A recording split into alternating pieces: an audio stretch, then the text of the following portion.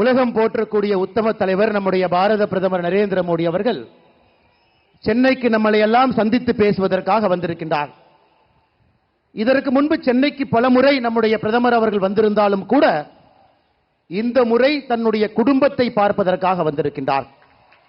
ஒரே இடத்துல ஆயிரக்கணக்கான தொண்டர்களை சந்தித்து உங்களிடம் பேசுவதற்காக வந்திருக்கக்கூடிய பாரத பிரதமர் அவர்களை உங்கள் அனைவரின் சார்பாக வரவேற்று மேடையில் இருக்கக்கூடிய நம்முடைய தலைவர்கள் அண்ணன் முருகன் உட்பட பாரதிய ஜனதா கட்சியினுடைய எல்லா தலைவர்கள், ஐயா ஜி.கே. வாசன் அவர்கள், தமிழறிவு மணியன் அவர்கள், ஐயா பாரிவேந்தர் அவர்கள், ஐயா ஏசி சண்முகம் அவர்கள், ஐயா ஜான் பாண்டியன் அவர்கள் உட்பட மேடையில் இருக்கக்கூடிய எல்லா கூட்டணி கட்சியினுடைய தலைவர்கள், அண்ணன் தேவநாதன் யாதவ் அவர்களும் உட்பட மிக முக்கியமாக இங்கே வந்திருக்கக்கூடிய நம்முடைய அன்பு சொந்தங்கள், சகோதர சகோதரிகளே, நம்முடைய மத்திய அமைச்சர் அண்ணன் முருகன் அவர்கள் சொன்னார்கள் மோடியினுடைய குடும்பம் என்று சொன்னார்.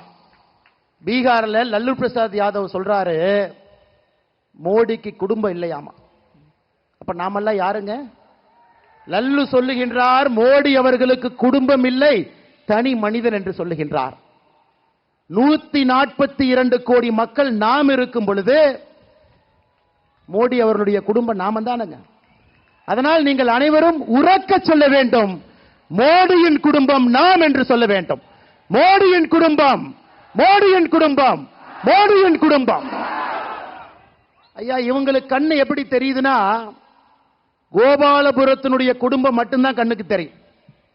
அந்த குடும்பத்திலே பிறந்து வளர்ந்து அவர்கள் நன்றாக இருக்க வேண்டும் என்று நினைக்கக்கூடிய திமுகவினுடைய குடும்பம், பீகாரில் தொடர்ச்சியாக ஒரே குடும்பம் ஆட்சியில் இருக்க வேண்டும் என்று நினைக்கக்கூடிய லல்லு பிரசாத் யாதவ் அவர்களுடைய குடும்பம் 17 வயதிலே தன்னுடைய வீட்டை விட்டு இந்தியா முழுவதும் சுற்றித் திரிந்து இன்னைக்கு கிட்டத்தட்ட ஒரு யோகியாக தன்னுடைய வாழ்க்கை முழுவதுமே மக்களுடைய முன்னேற்றத்திற்காக அர்ப்பணித்திருக்கக்கூடிய பாரத பிரதமர் நரேந்திர மோடி அவருடைய மொத்த குடும்பமும் 142 கோடி மக்கள் இங்கே அமர்ந்திருக்கின்றோம் சகோதர சகோதரிகளை.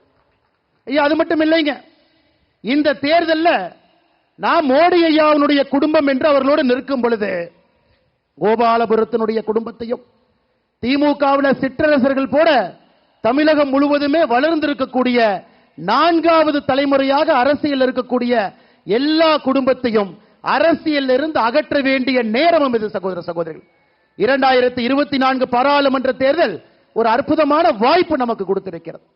நிச்சயமாக நாம் இதை பயன்படுத்தி மோடியினுடைய குடும்பமாக இருக்கக்கூடிய நம்முடைய தமிழ் சொந்தங்கள் எல்லாம் இந்த முறை பட்டி தொட்டி எல்லாம் 400 எம்பிக்களை தாண்டி மோடி அவர்கள் வரும் பொழுது தமிழகத்திலிருந்து 39 எம்பிக்களையும் அனுப்பி வைக்க வேண்டிய தலையாய கடமை நமக்கு இருக்கிறது சகோதர சகோதரர்கள். இன்னைக்கு மேடையில் மோடி ஐயா அவர்களுக்கு காஞ்சிபுரத்தினுடைய பட்டுல நெய்யப்பட்ட ஒரு சால்வையை போர்த்தணும். அந்த சால்வையில மோடி ஐயாவுக்காக சிறுத்தை புலியை அச்சிட்டு அந்த சால்வையை போர்த்தணும். நிறைய பேர் நினைக்கலாம் எதற்காக மோடி ஐயா அவர்களுக்கு மேடையில காஞ்சிபுரத்தினுடைய பட்டு சிறுத்தை அச்சிட்டு கொடுத்தீங்க. ஐயா, நீங்க பார்த்திருப்பீங்க, மோடி ஐயா அவர்கள் மக்களுக்காக மட்டும் பாடுபடவில்லை, கோடிக்கணக்கான மக்களுக்கு மத்திய அரசினுடைய திட்டங்கள். இன்னொரு பக்கம் பார்த்தீங்கன்னா வாய் பேச முடியாத ஜீவன்களுக்கும் பாடுபட்டு கொண்டிருக்கின்றார். 2014